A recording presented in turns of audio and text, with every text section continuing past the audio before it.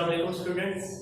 आज हम 10th class की फिजिक्स का यूनिट 1 स्टार्ट करने वाले हैं, जिसका उन्वान है simple harmonic motion and waves. जैसा कि चैप्टर के नाम से ही शो होता है कि इस चैप्टर में हम दो टॉपिक्स के बारे में पढ़ेंगे। पहला है सिंपल हार्मोनिक मोशन और दूसरा है वेव्स। तो उससे पहले कि हम इस चीज का मुताला करेंगे सिंपल हार्मोनिक मोशन क्या है और वेव्स क्या होती है, उनकी क्या टाइप्स होती हैं, उससे पहले हम पढ़ेंगे वाइब्रेटरी मोशन के बारे में।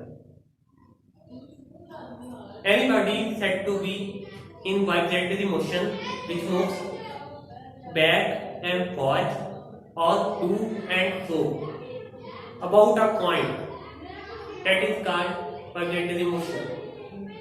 इसका मतलब ये है कि ये पॉइंट है, ये हमारा रेफरेंस पॉइंट है। अब एक बॉडी है जो इस पॉइंट से पीछे भी मूव कर रही है, आगे भी मूव कर रही है। वो बार बार कभी पीछे मूव करती है, फिर उसके आगे मूव करती है, फिर पीछे मूव करती है, फिर आगे मूव करती है। तो ऐसी बॉडी को हम वाइब्रेटरी मोशन में कंसीडर करते हैं कि ये वाइब्रेशन कर रही है, एक ही पॉइंट से कभी आगे जा रही है, कभी पीछे आ रही है। तो ये है डेफिनेशन वाइब्रेटरी मोशन की। और वाइब्रेशन का दूसरा नाम है ऑसिलेशन। तो इसे ऑसिलेटरी मोशन भी कहा जा सकता है। तो उसके बाद हमारा जो पहला टॉपिक है वो है एसएचएम। एसएचएम यानी सिंपल हार्मोनिक मोशन। इस चैप्टर में हम सिंपल हार्मोनिक मोशन के बारे में पढ़ेंगे कि सिंपल हार्मोनिक मोशन होती क्या है, और हम सिस्टम्स के बारे में पढ़ेंगे जो सिंपल हार्मोनिक मोशन को एग्जीक्यूट करते हैं, यानी कि सिंपल हार्मोनिक मोशन के एग्जांपल्स के बारे में पढ़ेंगे। और हमारा दूसरा टॉपिक है वेव्स। इसमें हम वेव्स की टाइप्स के बारे में पढ़ेंगे और रिवर टैंक में मसनूई तौर पे वेव्स को पैदा करेंगे और उनके प्रॉपर्टीज का मुताला करेंगे। So our first topic is simple harmonic motion. We will start with the definition of simple harmonic motion. What is simple harmonic motion? Simple harmonic motion occurs when the force exerting on the body is directly proportional to displacement from mean position, and it is always directed towards mean position. इस definition से मुझे पता चलता है कि simple harmonic motion के दो characteristics हैं। पहला तो ये है कि जो फोर्स सिंपल हार्मोनिक मोशन करवा रही होती है वो बॉडी के मीन पोजीशन से डिस्प्लेसमेंट के डायरेक्टली प्रोपोर्शनल होती है। इसका मतलब ये है कि बॉडी का जितना मीन पोजीशन से फासला ज्यादा होगा, जितना मीन पोजीशन से दूर जाएगी, उसके ऊपर लगने वाली फोर्स ज्यादा होती जाएगी, और जितना वो मीन पोजीशन के करीब आएगी उतनी फोर्स कम होती जाएगी। और उसका दूसरा कैरेक्टरिस्टिक ये है कि उसकी जो डायरेक्शन होती है फोर्स की वो हमेशा मीन पोजीशन की तरफ होती है। यानी बॉडी चाहे मीन पोजीशन से आगे जा रही है चाहे मीन पोजीशन से पीछे आ रही है, उसकी डायरेक्शन हमेशा मीन पोजीशन की तरफ ही रहेगी। अब हम एग्जांपल देखते हैं सिंपल हार्मोनिक मोशन की। एग्जांपल से मुराद वो सिस्टम्स हैं जिनके अंदर सिंपल हार्मोनिक मोशन सरंजाम पाती है। पहले एग्जांपल है magnet attach to a spring, यानी कि एक स्प्रिंग होता है हॉरिजॉन्टल, उसके साथ एक मैग्नेट अटैच होता है, उनकी जो मूवमेंट होती है वो सिंपल हार्मोनिक मोशन होती है। दूसरी एग्जांपल है ball and bowl system. Ball एक बॉल पे रखी जाती है, वहां पे उसको डिस्प्लेस किया जाता है, उसकी मूवमेंट करवाई जाती है बॉल के अंदर, और वो मूवमेंट होती है वो भी सिंपल हार्मोनिक मोशन ही होती है। Motion of bob attach to a string. Bob एक छोटी सी बॉल होती है, उसे एक रस्सी से बांधा जाता है और फिर उनकी मूवमेंट करवाई जाती है। वो जो मोशन होती है वो भी सिंपल हार्मोनिक मोशन होती है। देखो सबसे पहली एग्जांपल है सिंपल हार्मोनिक मोशन की, वो है motion of a mass attach to a spring. यानी एक स्प्रिंग के साथ एक मैश अटैच है, उसकी जो मोशन है वो सिंपल हार्मोनिक मोशन है। अब वो सिस्टम कैसा होता है मैं आपको एक्सप्लेन करता हूँ। ये हॉरिजॉन्टल स्प्रिंग होता है क्योंकि किसी एक स्पोर्ट के साथ एक एंड पे अटैच होता है, उसके दूसरे एंड पे एक मैश एम मौजूद होता है, और ये फ्रिक्शन लेस सरफेस में मौजूद होता है। इस सरफेस में कोई फ्रिक्शन नहीं होती, जिसकी वजह से कोई भी एनर्जी फ्रिक्शन की फॉर्म में हीट की फॉर्म में लॉस नहीं होती।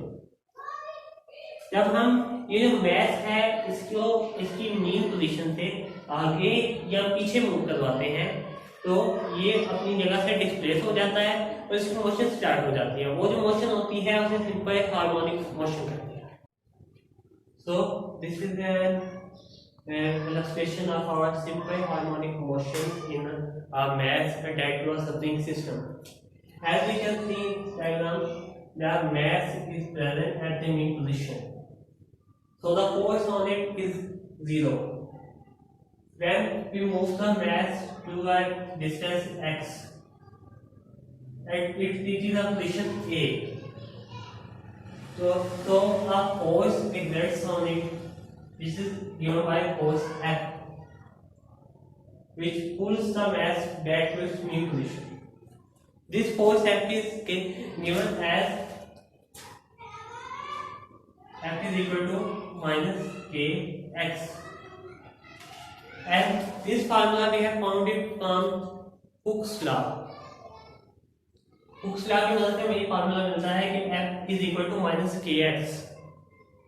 यहाँ पे F फोर्स है, x डिस्प्लेसमेंट है, यानी ये जो मास है इसे अपनी इस मीन पोजीशन से कितना डिस्प्लेसमेंट कवर किया वो डिस्प्लेसमेंट x कहलाता है। और ये जो k है spring constant, this is a spring constant. ये कांस्टेंट जो स्प्रिंग होता है उसकी स्टिफनेस पे डिपेंड करता है, यानी जितना स्प्रिंग सख्त होगा उतना उसका के वैल्यू ज्यादा होगी, जितना स्प्रिंग नरम होगा उसकी के वैल्यू कम होगी। तो ये जो के कांस्टेंट है ये सोलली उसके स्प्रिंग पे डिपेंड करता है कि जैसा स्प्रिंग है उतनी उसकी के की वैल्यू होगी। जबकि ये जो डिस्प्लेसमेंट है ये फोर्स है ये वैल्यू कहते हैं, जितना ज्यादा डिस्प्लेसमेंट होगा फोर्स उतनी ज्यादा होगी, जितना डिस्प्लेसमेंट कम होगा फोर्स उतनी कम होगी। अब हम ये जो x है इसे इधर ले जाते हैं, सो f over x is equal to minus kx, और इसे हम रीअरेंज कर सकते हैं k is equal to minus f over x। अब हमने 9th में न्यूटन के सेकंड लॉ में पढ़ा था F is equal to ma, ये जो फोर्स होती है वो मास और एक्सेलरेशन की प्रोडक्ट के बराबर होती है। मास और एक्सेलरेशन को रद्द दें तो फोर्स बनती है। ये फार्मूला हम यहाँ पुट करेंगे तो F की वैल्यू की जगह हम ma पुट कर देंगे, ये हो जाएगा k is equal to minus ma over x। या इसे हम ऐसे भी लिख सकते हैं k is equal to minus m over x into A. अब अगर हम इसे दोबारा से रीअरेंज करें तो ये फार्मूला कुछ इस तरह बनेगा, a is equal to minus k over m into x. ये m ओवर x जो है ये साइड पे चला जाएगा और x ऊपर हो जाएगा और m नीचे चला जाएगा। इस तरह जो हमारा एक्सेलरेशन है वो इक्वल है minus k over m into x. अब यहाँ पे देखने वाली बात ये है कि जो k है ये भी कांस्टेंट है और जो मास है उसका जो हमने मास अटैच किया है स्प्रिंग के साथ वो भी कांस्टेंट है। तो k और m जब दोनों कांस्टेंट है तो हम इसे इस तरह लिख सकते हैं a is equal to minus constant into x. और आपको पता है कि जो कांस्टेंट वैल्यू है अगर वो किसी फार्मूला में तो जो राइट हैंड साइड पे जो वैल्यू होती है वो लेफ्ट हैंड वाली साइड वाली वैल्यू पे डिपेंड करनी होती है, यानी कि अगर कांस्टेंट को इग्नोर कर दें तो a is directly proportional to minus x।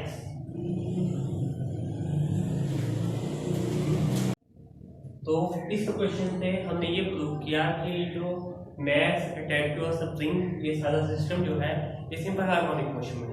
वो क्यों? क्योंकि इस इक्वेशन से हमें पता चलता है कि acceleration is directly proportional to negative of x। x क्या है यहाँ पे? मीन पोजीशन से बॉडी का डिस्प्लेसमेंट है। तो इस इक्वेशन से हमें ये पता चलता है कि जो एक्सेलरेशन है वो डिस्प्लेसमेंट के डायरेक्टली प्रोपोर्शनल है। और दूसरा जो ये नेगेटिव साइन है इससे हमें ये पता चल रहा है कि जो एक्सेलरेशन की डायरेक्शन है वो डिस्प्लेसमेंट की डायरेक्शन के ऑपोजिट होती है। और हमें पता है कि ये दोनों करेक्टरिस्टिक सिंपल हार्मोनिक मोशन के हैं, तो इससे हमें ये पता चलता है कि ये जो सिस्टम है सारा मैथ सफरिंग सिस्टम, इसमें जो मोशन हो रही है वो सिंपल हार्मोनिक मोशन है। और अब ये जो इसकी डायग्राम है इसमें बहुत अच्छा एक्सप्लेन किया गया है कि सिंपल हार्मोनिक मोशन होती क्या है।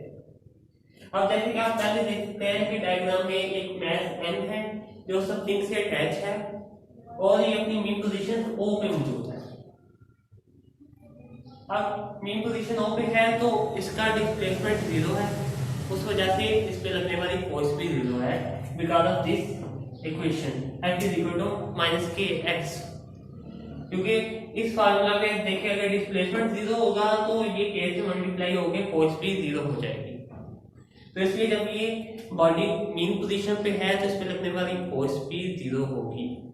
लेकिन अब हम क्या करते हैं, अब हम बॉडी को डिस्प्लेस करते हैं उसकी मीन पोजीशन से और एक न्यू पोजीशन ए पे ले जाते हैं। ये हमारी स्प्रिंग पोजीशन ए है और इसका डिस्प्लेसमेंट मीन पोजीशन से x के इक्वल है। जब डिस्प्लेसमेंट x के इक्वल है तो फोर्स हमारी इस फार्मूला के अकॉर्डिंग F के इक्वल हो जाएगी। जब उस पे F फोर्स लग रही है मैच पे तो वो उस मैच को वापस मीन पोजीशन की तरफ पुल करेगी। उसकी रीजन ये है कि क्योंकि वो रिस्टोरिंग फोर्स है, ये फोर्स यहाँ पे लग रही है, ये रिस्टोरिंग फोर्स है, रिस्टोरिंग फोर्स है तो ये वापस मीन पोजीशन की तरफ मैच को पुल करेगी। तो ये इसकी मीन पोजीशन ओ की तरफ लाएगी मैच को। जो जो अब मैच मीन पोजीशन ओ की तरफ आ रहा होगा उसका डिस्प्लेसमेंट कम होता जाएगा। पहले डिस्प्लेसमेंट ज्यादा था, अब जो भी ये इधर को आ रहा है डिस्प्लेसमेंट कम होता जाता है। तो जब डिस्प्लेसमेंट कम होगा तो इस फार्मूला के अकॉर्डिंग जितना डिस्प्लेसमेंट कम होगा उतनी ही फोर्स भी कम होती जाएगी। लेकिन जो जो वो मीन पोजीशन की तरफ आ रहा है तो एक्सेलरेशन उस पर मुसलसल लग रहा है, उस वजह से उसकी स्पीड इंक्रीज होती जाएगी। ये फोर्स कम होती जाएगी और स्पीड में इजाफा होता जाएगा और ऐसा ऐसा ये अपनी मीन पोजीशन पे पहुंच जाएगी। जब ये मीन पोजीशन पे पहुंच जाएगी तो अब इसका डिस्प्लेसमेंट 0 है क्योंकि ये ऑलरेडी इस मीन पोजीशन पे पहुंच चुकी है, तो मीन पोजीशन से इसका डिस्प्लेसमेंट 0 हो गया। जब डिस्प्लेसमेंट 0 हो गया तो फोर्स भी 0 हो जाएगी, लेकिन इस पॉइंट पे इसकी वेलोसिटी मैक्सिमम होगी। अब होगा क्या, जब ये मीन पोजीशन में पहुंच गई इसके फोर्स तो 0 हो गई लेकिन इसकी वेलोसिटी मैक्सिमम है। और अब इस पे इनर्शिया एक्ट करना है। हमें पता है कि इनर्शिया जो होता है वो बॉडी अगर रेस्ट में हो तो उसे रेस्ट में रखता है, अगर वो मोशन में हो तो उसे मोशन में रखता है।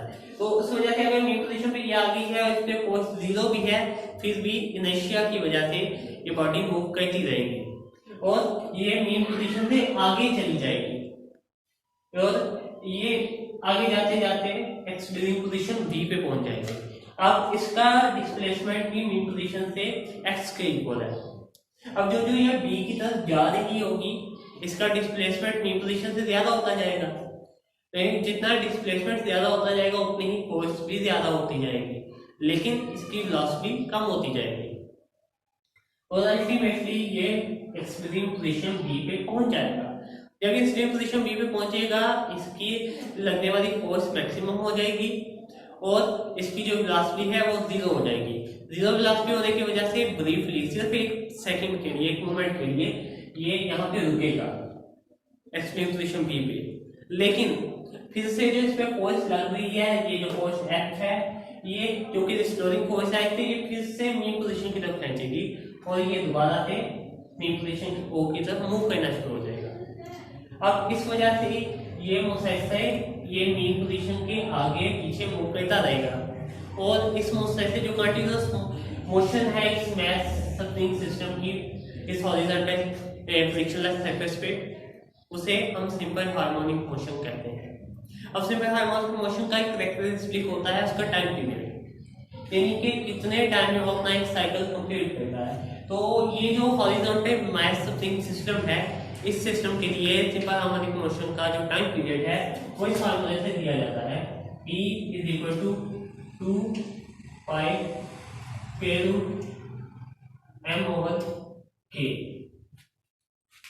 यहाँ पे t टाइम पीरियड है, 2 पाई कांस्टेंट है, m mass of that mass जो के स्प्रिंग से अटैच है और k जो है ये स्प्रिंग कांस्टेंट है उस स्प्रिंग का जो हमने यूज किया है, ये स्प्रिंग के कैरेक्टरिस्टिक पे डिपेंड करता है। जितना स्प्रिंग स्टिफ होगा उतनी के की वैल्यू ज्यादा होगी, जितना स्प्रिंग नरम होगा उतनी के की वैल्यू कम होगी।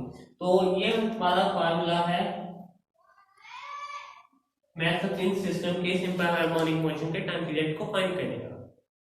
और अब एक और कंसेप्ट है एनर्जी का कंसेप्ट, कि एनर्जी कैसे इस सारे अमल के दौरान इंटरचेंज होती है। हमें पता है कि एनर्जी हमेशा कांस्टेंट रहती है, वो कभी भी खत्म नहीं होती, लेकिन वो एक शक्ल से दूसरी शक्ल में तब्दील होती है। अब दो किस्म की मैकेनिकल एनर्जीज होती है, एक होती है पोटेंशियल एनर्जी, एक होती है काइनेटिक एनर्जी। अब इस सारे केस में पोटेंशियल एनर्जी और काइनेटिक एनर्जी कैसे वर्क करती है, अब वो मैं आपको समझाता हूँ। सबसे पहले बॉडी मीन पोजीशन पे मौजूद है, इस केस में इसका डिस्प्लेसमेंट 0 है और इस पे लगने वाली फोर्स भी 0 है। अब हमने क्या किया कि हमने मैस को पुल किया एसपी पोजीशन ए तक। अब इसका डिस्प्लेसमेंट x हो गया, मैक्सिमम डिस्प्लेसमेंट हो गया। अब ये इस पॉइंट पे रुका हुआ है, हमने इसे पुल किया और अभी हमने इसे छोड़ा नहीं है, हमने रोका हुआ है मैस को।